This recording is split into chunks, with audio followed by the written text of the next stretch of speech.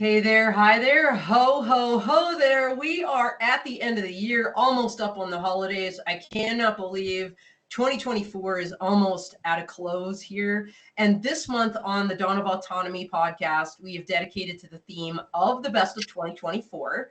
And some of the best, really, every single year has become a tradition now. We have experts from the FAA and NASA that join us on the show to reflect back on what has happened this year in the drone, advanced air mobility industries, and what we can look forward to perhaps in the coming year. So real quick, this month is sponsored by Leica Geosystems, and we greatly appreciate them.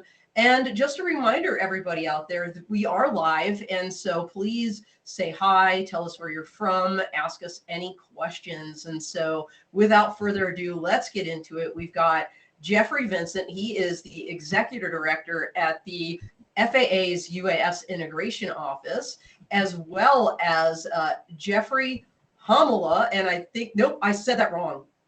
Jeffrey, how do you say your name again? Well, I say it. Homola. Homola. Close Homola. Okay, I appreciate this because my maiden name was Kopachinski, which everybody butchered, and my name's Old Eyes for everybody else usually is Old E. So you'll just have to bear with me, and I appreciate you being here. So Jeffrey is the UTM, UAS Traffic Management Integration and Testing Lead for NASA. And boy, what a hot topic UTM has been this year. And we're going to get into all of that. So welcome both of you to the show. Thank you. Thanks for having us. Of course, of course. And Jeffrey Vincent is no stranger to the Dawn of Autonomy, formerly Dawn of Drones, or our full crew, which is our other brand. Jeffrey actually was on our Full Tilt Tech Industry Leadership Talks podcast, I think right when you took this job, Jeffrey. And if you want to know a little bit about his background, check that out because it was such a great conversation. We'll drop that link in the chat. But Jeffrey, for those that didn't have a chance to watch the tilt or don't know a lot about you, can you give us a little bit about your background? Oh, sure. Absolutely. My pleasure. So I started out as a military air traffic controller. As a young kid, I was always interested in airplanes, space.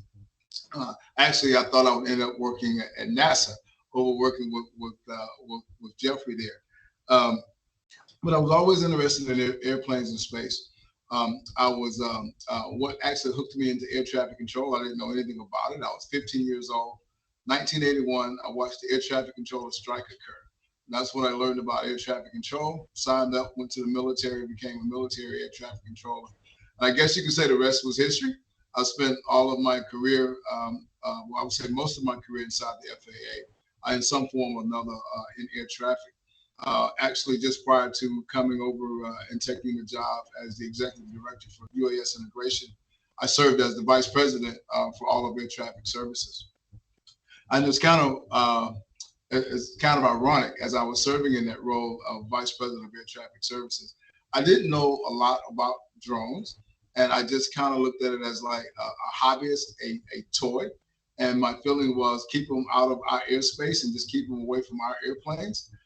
And then I soon learned, about things like infrastructure inspections and drone deliveries and those types of things. And so it was an eye-opening experience for me.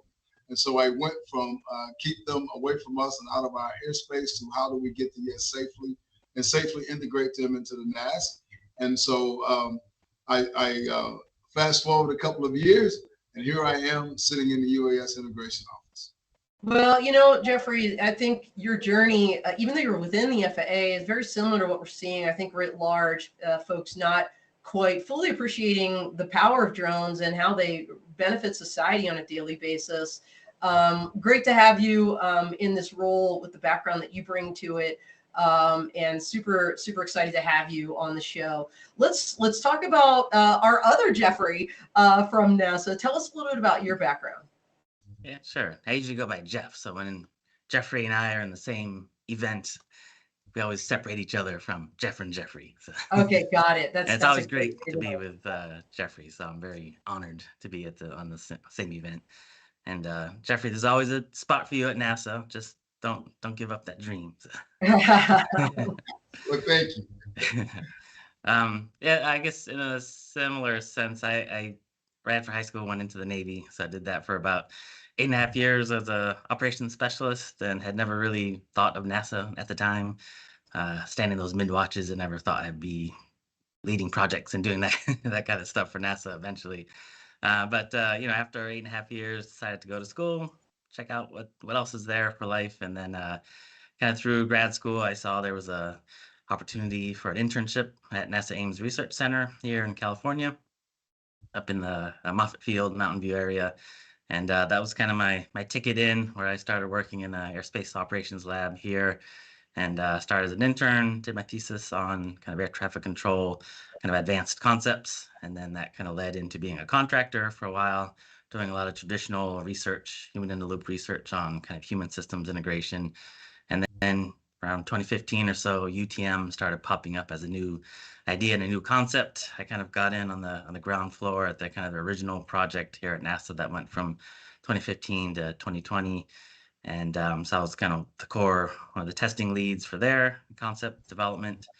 And then kind of came full circle where UTM is back on the plate here for NASA, supporting the beyond visual line of sight work going on right now. So it's really been exciting to kind of see stuff like UTM come up as an early concept and idea, and then transform to where we are today, where people like Jeffrey are actually making it a reality in our national airspace. So it's been quite a journey so far. Awesome. Well, thank you for sharing your story. And also thank you both for your service. Speaking of service, we've got Mark Ganung out there at the Nevada test site. Mark, I believe, is former Navy also, and he's saying good morning from Nevada. He's one of our super fans. And speaking of super fans, we also have Michelle Duquette.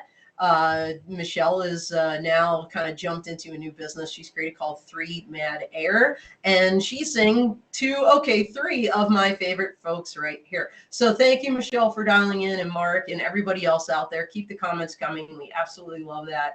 So like I said, we are, kind of almost at the close of 2024, and what an incredible year it's been. As you both look back, what would you say are the major highlights, for your agency or the industry in 2024? Let's start with Jeff and NASA first. As you kind of look back over this past year, what are some of the things you want to, let's pick three. Let's go top three as you look back for 2024. What would you say? Sure. It's hard to pick three.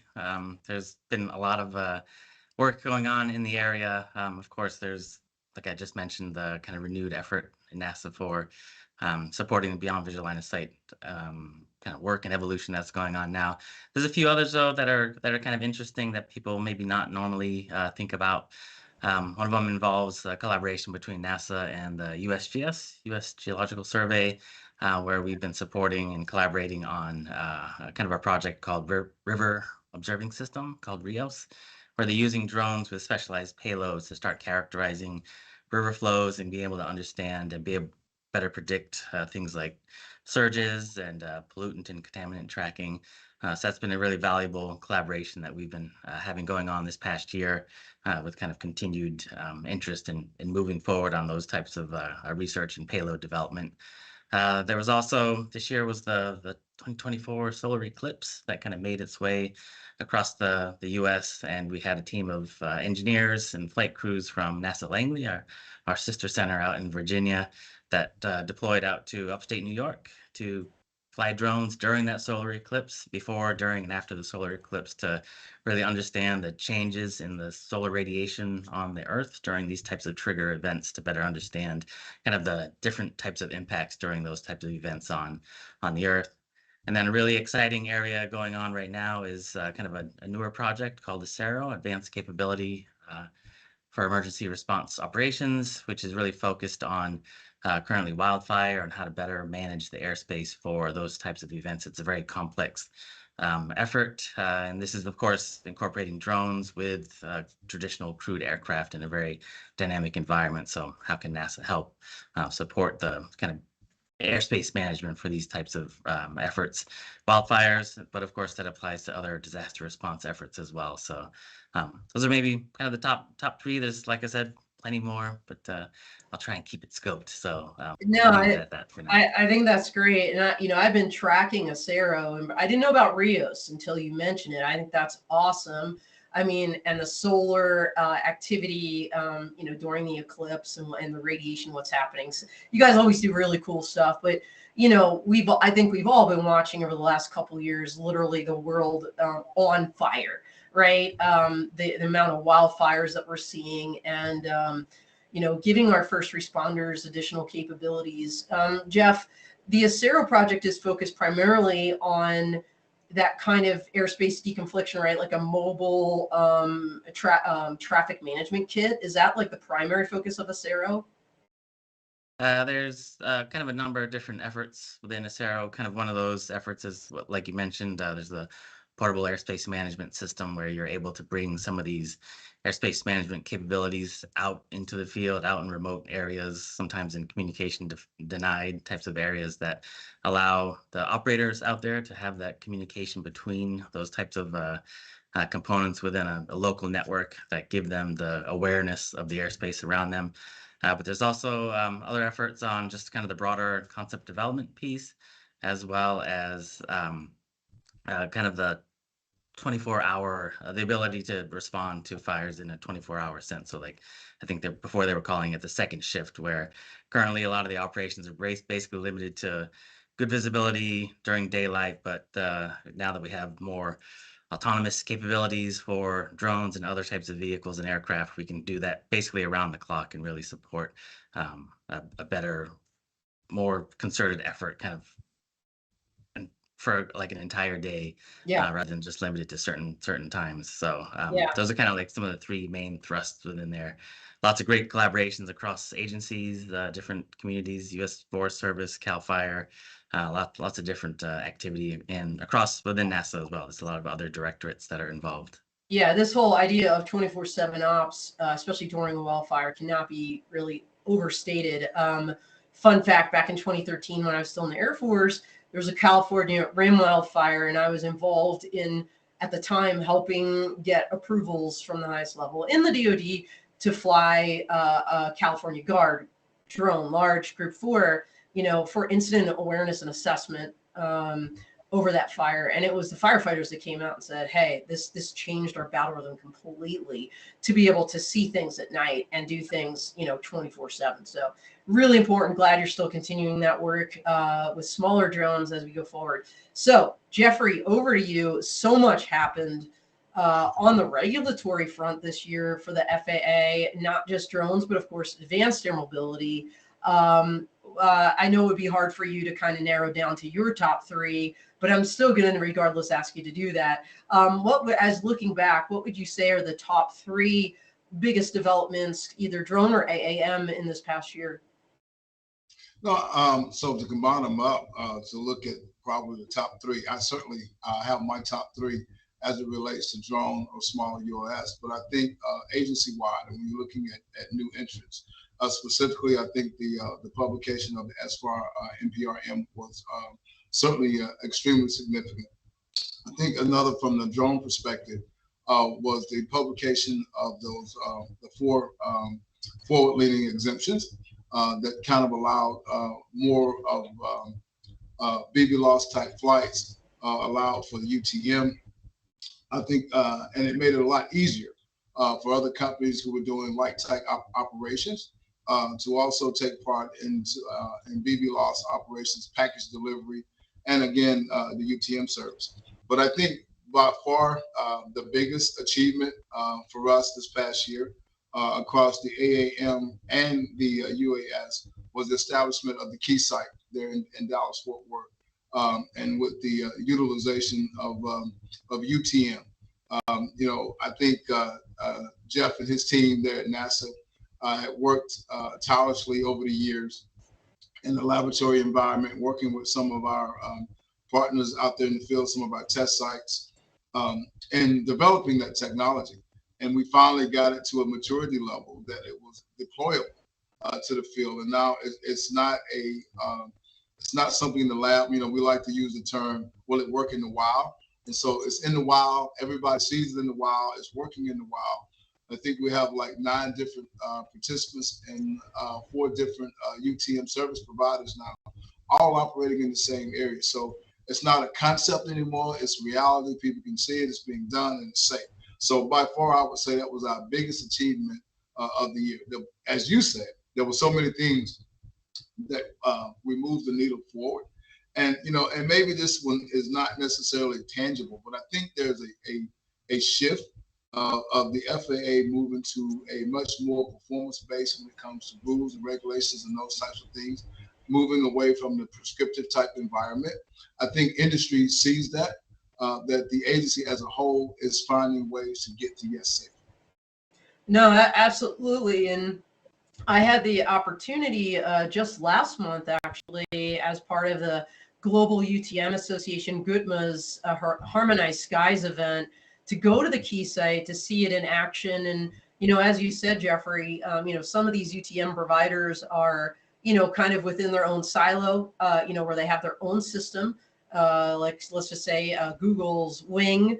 And then you have others that are utilizing a service like ONRA's that can kind of cut across multiple different agencies. We had drone deliveries happening in the neighborhood, public safety doing neighborhood patrols with drones, and just to see it all happening in real time, as you said, Jeffrey, in the wild, was really, really super cool. You know, some of our colleagues from overseas have come and kind of set up shop, you know, there in Dallas, like Mana Drones, and just to see all that happening was super cool. But I'll tell you what was really super cool for me, though, too, Jeffrey, was I go to a lot of conferences. You probably both know that. I know, like, my fans out there know that. You know, I walked into the National Business Aviation Association's base Business Aviation Conference and Expo in Vegas in November before I went to the key site. And I'm sorry, it was in October. And as I walked into the main lobby, there's Joby's eVTOL aircraft. And there's this whole setup where Administrator Whitaker was just about to sign that SFAR that you mentioned on powered lift. And Kevin Morris, your colleague from the FAA, you know, the drone guy, was there. And I'm like, Kevin, what's going on? He's like, oh, they're going to sign out this SFAR right now. And I'm like, what? You know, this 800-page document, you know, many, many years in the making.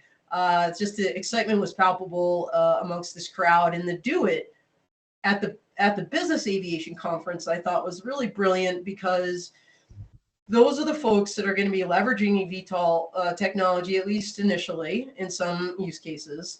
And they'll be sharing a lot of these hangars and you know, infrastructure with them. So super, super cool to see all of this happening. I want to focus on drone delivery because, you know, this year I feel like, besides the key site, just in general, right, drone deliveries are happening other places besides, you know, the Dallas-Fort Worth area. And that, as you said, Jeffrey, is in part because of your BVLOS waiver process and, you know, your FAA's willingness to work with companies to really make this happen out there. So let's go ahead. We got a little video on drone delivery. Let's go ahead and roll that now. Welcome to Main Street, USA. The Smiths need dinner for their family. The Joneses need medicine for their baby. The Browns need another part for their DIY project. And they all need it now.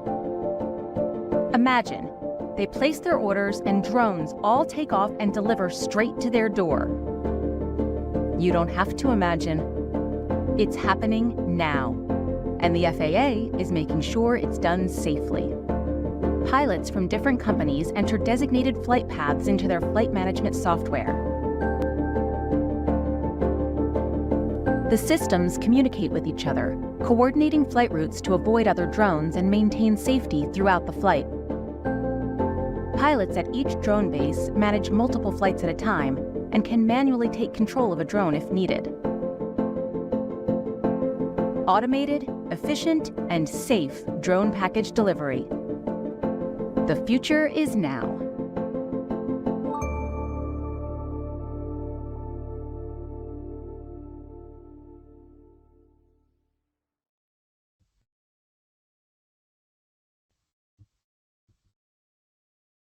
All right, super cool. We are back, and it just highlights everything that really goes into these kind of operations. Super complex.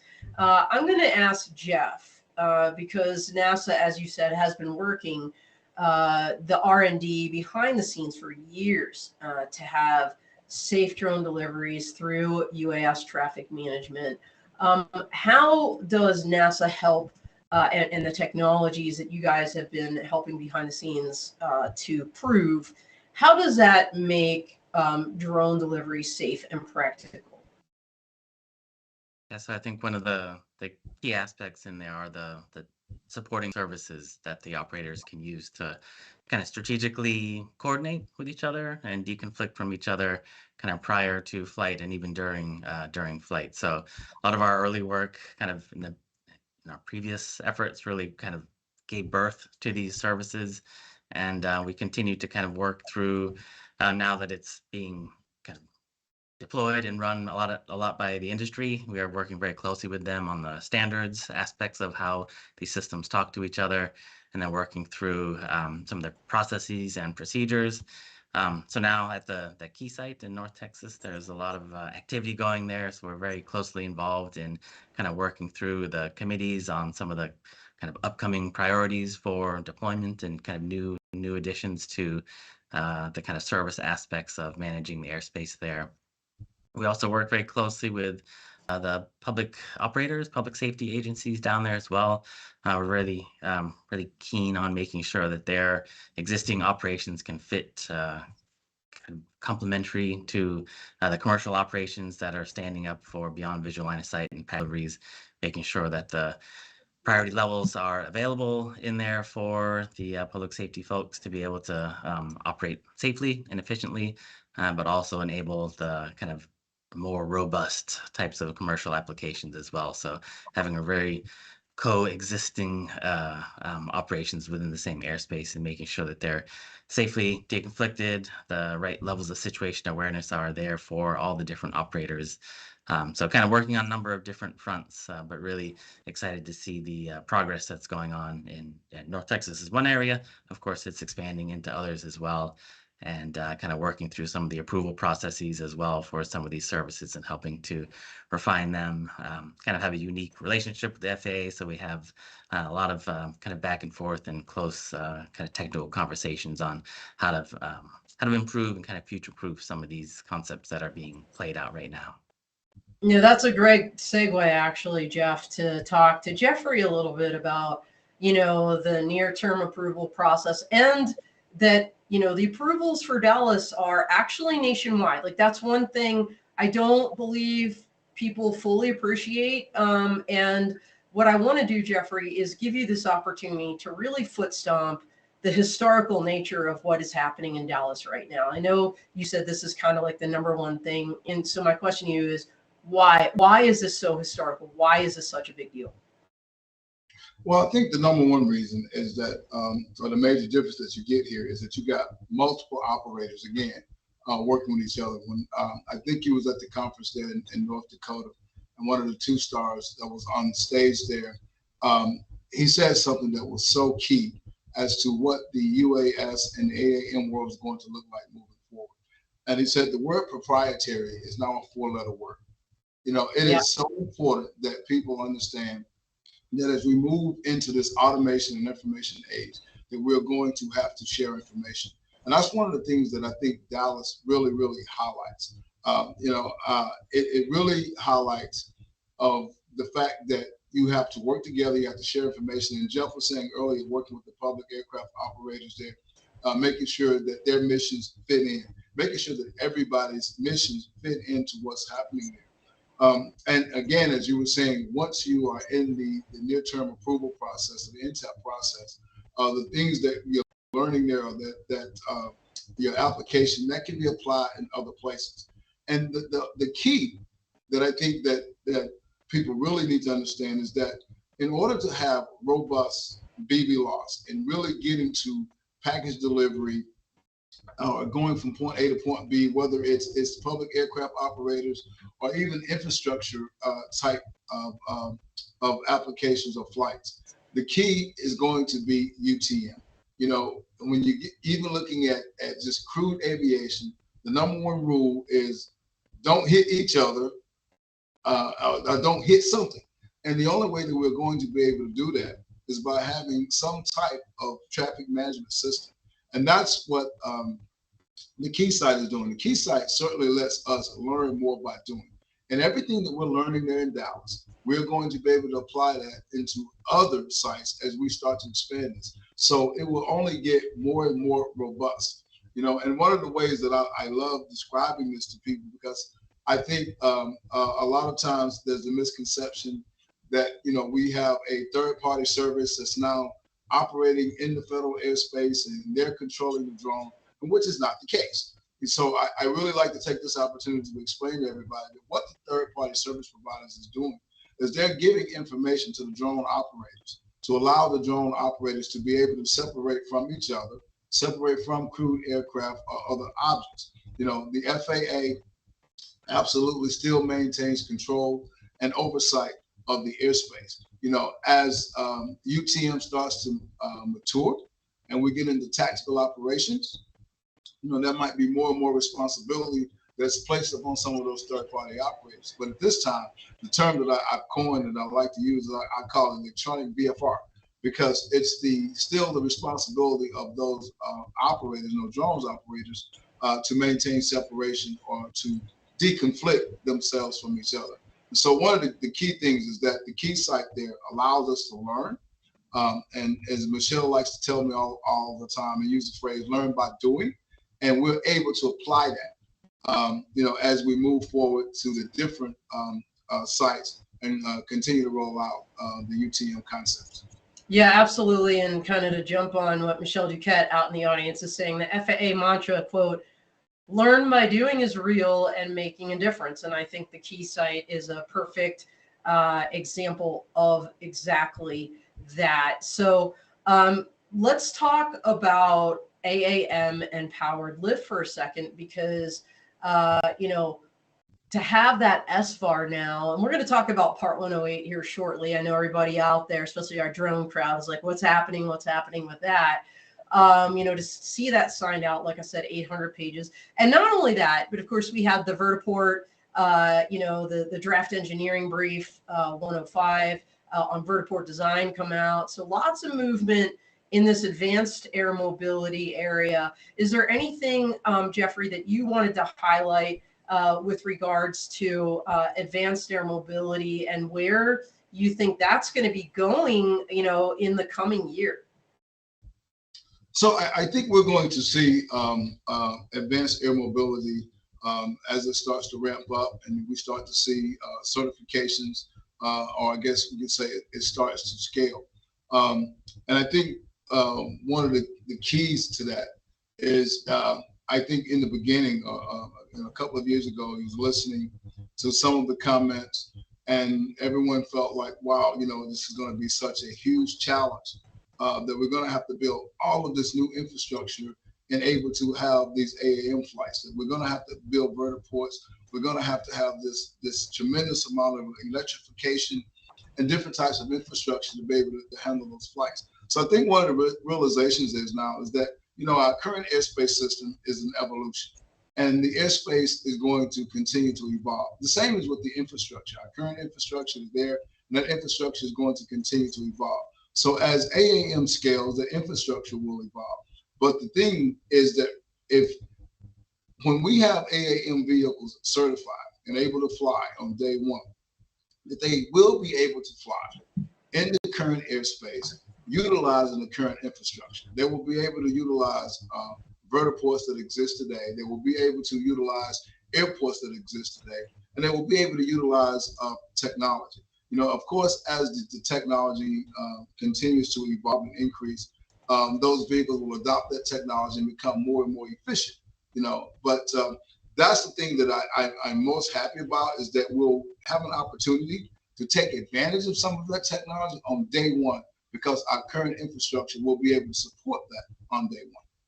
Yeah, I think, look, I chaired SAE Media Group's eVTOL Technology USA conference about a month and a half ago. And, Beta was there, Joby, Archer, Whisk.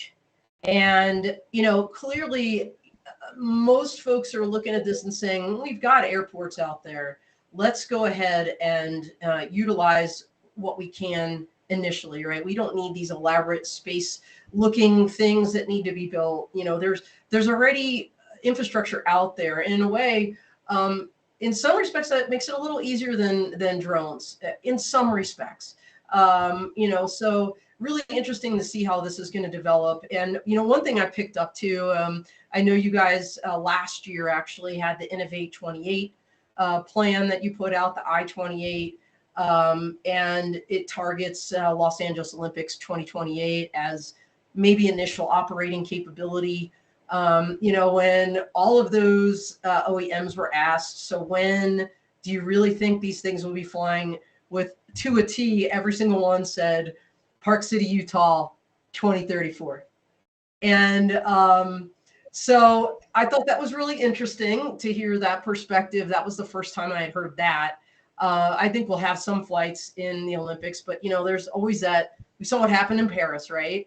Like there was a lot of promises that didn't happen, and hopefully we'll see these things flying. We've got, everybody was, Jeffrey, ecstatic that the SFAR was signed, and giving people a way ahead, and as you said, very, very performance based. Let's talk a little bit about the BVLOS and Part 108. So this is something that the industry, I think, is waiting also with bated breath on. Whereas you all, as Michelle has said, have been learning by doing, have been really leaning forward, getting folks flying. I think people really want the rule to come out, and how's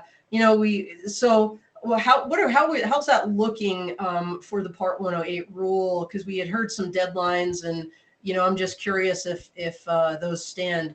Every year we get whenever there's a rule coming out around this time, it's usually like the Christmas Eve or New Year's Eve present that we get in the inbox.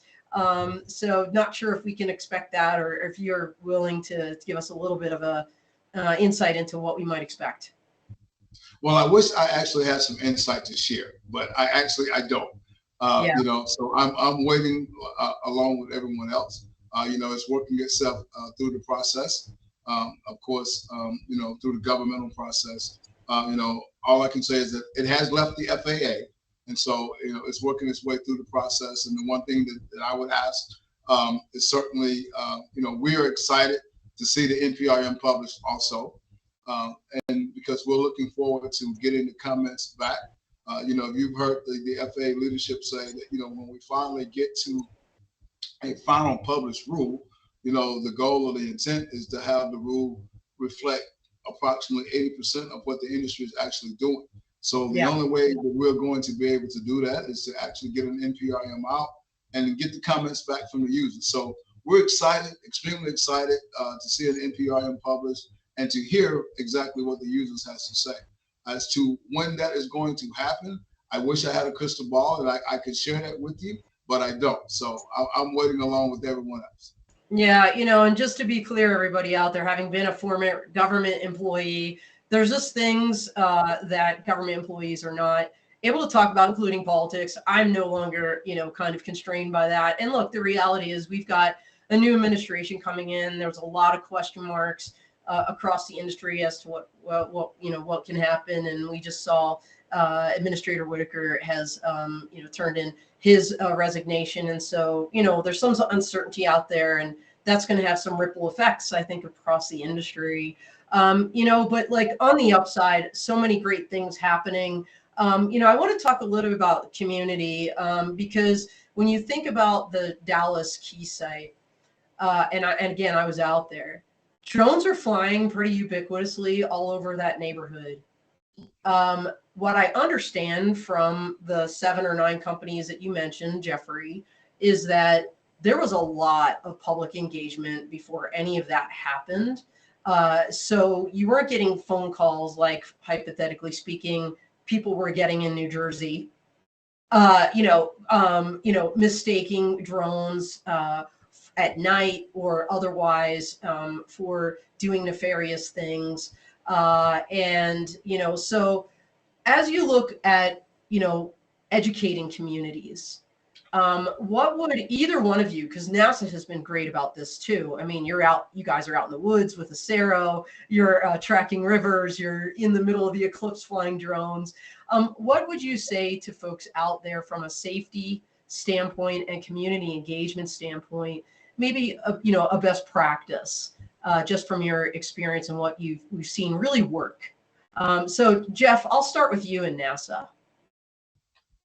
Yeah, I think that's kind of one of the interesting aspects of kind of all of what we're doing here. A lot of it, of course, is kind of hardcore engineering and research in there, but there's also this other side where, this is a public capability, a public resource for being able to benefit from, drones doing package deliveries and flying beyond visual line of sight. So really kind of respecting the need for the public to be engaged on it, to kind of recognize their concerns, kind of engage with them through multiple fronts. So there's, just going out with kind of city councils being on panels, technology panels here locally. We do it. We do a lot of outreach with schools and universities to get that new generation involved.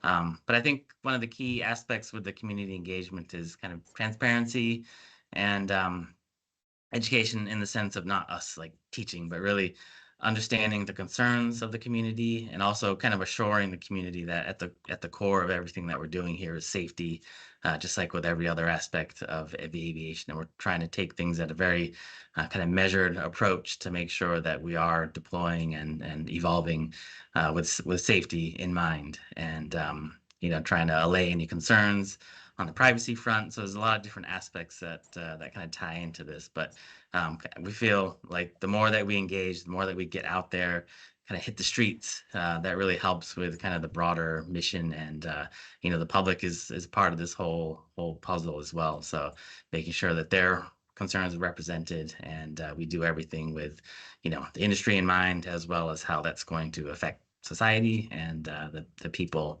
at large as well. So a lot of engagement, transparency, and consideration back and forth.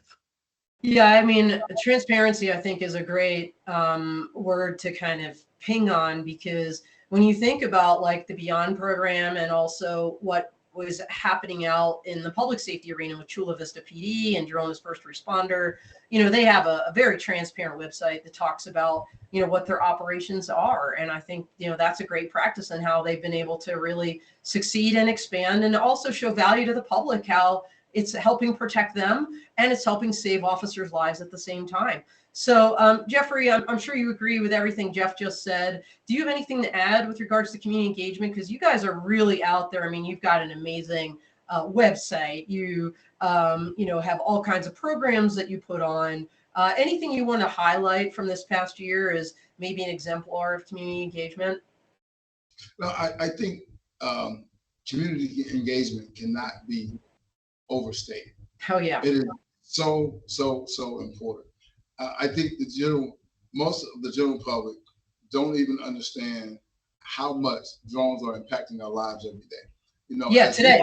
We're talking to people. Yeah, and we're when you talk about infrastructure inspections, most people don't realize that a majority of your power line, pipeline, and even underwater pipelines are now being inspected using a drone. Yes. Even in your local neighborhoods, insurance companies. When's the last time someone saw someone climbing on top of a roof to inspect the roof? That's more than it's being done by a drone. Most of the photography you see on TV from news media or whatever else, those in the movies. And so I'm such a nerd, Jeffrey. Every time I sit in the movies, I'm like, I'll reach over to my husband and say, "Hey, that was from a drone." Because yeah, those things are woven into our lives every single day. Drones have become so much a part of our lives, and we don't see them. So I think we have to do a better job of explaining that to the public, letting them know just how much drones are part of our everyday lives right now. Agriculture, and the two biggest users, you mentioned it, public safety. But public safety and agriculture are probably the two biggest users that we have. You know, so agriculture for spraying, the efficiency of the drones being used in agriculture spraying is phenomenal. You know, saving so much time, much more precise. And the same thing with you know, the first responders in our cities. You know, you walk through most major cities and you'll see little small placards or signs to say this area is under surveillance, you know, by some type of closed circuit TV camera. You know, but yet the public gets alarmed when they think that a drone is overhead looking at them. But most of your major cities are already being surveilled by some type of camera. So it's that type of education that I think that we really have to get out and do. And one of the things that I saw this firsthand, so my background being in air traffic, I was always constantly engaged with public engagement, you know, monthly, quarterly noise meetings with the surrounding communities and those types of things. And every time we got ready to make a change, you know, we had to reach out, we communicated those changes. Yes. You know, you had to go through the environmental process. So they knew about it. But I was, something very strange happened when we were leaving the key site after the visit there in Dallas.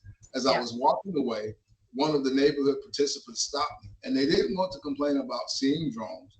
They didn't want to complain about hearing drones, but they wanted to talk about the impact on jobs, and was the drone delivery taking away jobs? And they wanted to have this, you know, a very long conversation. So all of those things, I think, has to go into it, because when you go into it, as Jeff said, when you go into a local community, even though the FAA decides who flies in the airspace once you're airborne, the local community is going to make the decision of where that drone nest is, where you land and where you take off. So that's going to be key. And I think explaining to them what the impact is, you know, on jobs, and it's creating jobs, not taking away jobs, and new jobs. All of those things are part of their community engagement, and you can't overstate. 100%. And, you know, kudos to NASA. I know you guys put out a community engagement, like basically guidebook. It was mostly focused on advanced air mobility, but relevant to drones as well. And I want to give a shout out to one of our other super fans, Clint Harper is out there. He said that he's had 3 meetings just this week in Utah regarding AAM and the 2034 games. Lots of momentum happening in Utah. You know, there's lots of momentum happening everywhere. And I think 2025 is going to be a spectacular year. As you said, Jeffrey, we hope to see some certifications on the eVTOL front. Hopefully that NPRM will be coming out on Part 108. Regardless, we're going to see tons more drone deliveries expanding, in my opinion, beyond Dallas. And, you know, hopefully that community engagement, like we're talking about, will continue to grow. Also, you know, want to kind of give a shout out to the Community Air Mobility Initiative, or CAMI, a nonprofit, works with not only the public stakeholders, but primarily even the government entities at the local level don't have a lot of knowledge about this if they're not already using drones in some capacity. So lots of great resources, everybody out there. And just remember, if you're in this community and you're flying, you are representing everybody when you're out there. Never forget that. I don't care whether you're a recreational pilot or a police officer. If you're flying that drone and people see you, you're repping all of us. And so never forget to fly safe and, you know, to do the right thing, and take a minute before you launch that thing to talk to people about what you'll be doing in the area. So really cool stuff. All right, we've got like basically a minute left. So what I want to do, we talked for a long time, as we're going to great around the world, if you will, about what's been happening in 2024, some, you know, kind of predictions for 2025. I want to end on that really, as we kind of forge now into the new year, 2025. What's the one thing you want to leave people with? And we'll start with Jeffrey first, as we close out today's show and we close out this spectacular year for the drone industry. And advanced air mobility industries, you know, what's the one thing you'd love to leave people with at this time? I would say that the FAA, again, I talked about, you know, forward leaning. I think you're seeing a shift in the agency. I think the agency will be working on regulations, again, that are more performance based. We'll be looking at automation. We'll be looking at AI. We know all of those things are out there. That's a big part of the conversation. And we will certainly be looking at regulations as to how those things evolve and how those things can safely be incorporated into our aviation environment and our ecosystem as we move forward. Awesome. Well, we're looking forward to it. And AI is just a whole topic unto itself.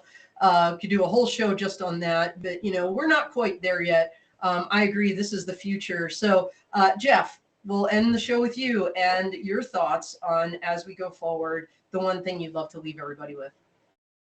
Yeah, I think, like you just mentioned, I hope folks realize that really the future is now. UTM and the like is not, there's no tests or demos going on anymore. It's live. It's in the wild, like Jeffrey said. And so this is really unlocking, and that not only unlocks drone deliveries, but other drone operations, but it unlocks the advanced air mobility, being able to manage airspace on that front, and even higher up. So there's in the stratosphere, upper class C, looking at these similar types of concepts that can help manage airspace in other places as well.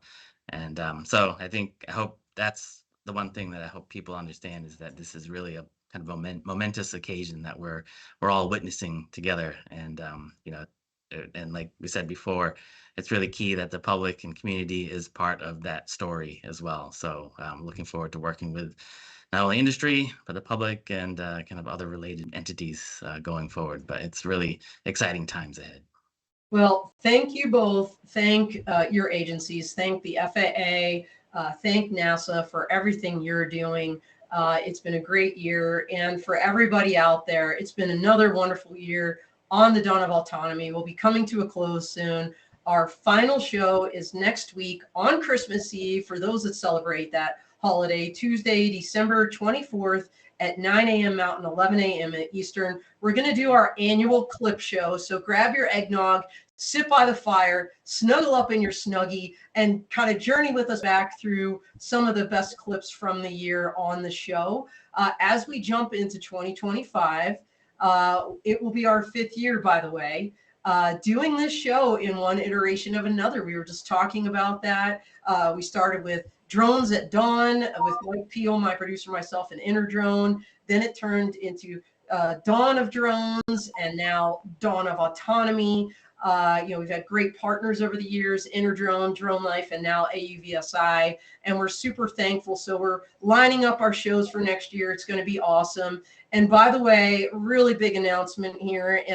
Join me on New Year's Day. I'm going to do a stream demoing our launch of Autonomy Global, our new digital media platform in 15 languages. The Dawn of Autonomy will be nestled on that site with a ton of other resources, white papers, and original content from our ambassadors, media partners, and vendor partners. It's going to be amazing. Michelle Duquette is actually one of my ambassadors for operations. She'll be contributing regularly to the site. Just one of amazing experts that's going to be involved in that. So the full crew is going to be live from CES and Edge, and we're probably doing that first Carasoft Dawn of Autonomy live from Las Vegas. So again, looking forward to 2025. Thank you, everybody. FireMech Tech is out there in California. Merry Christmas to you, FireMech Tech, Rob and Mark. Thanks again for everybody jumping in the chat and for everybody that's made this show possible. So we appreciate you. Happy holidays. We are out here.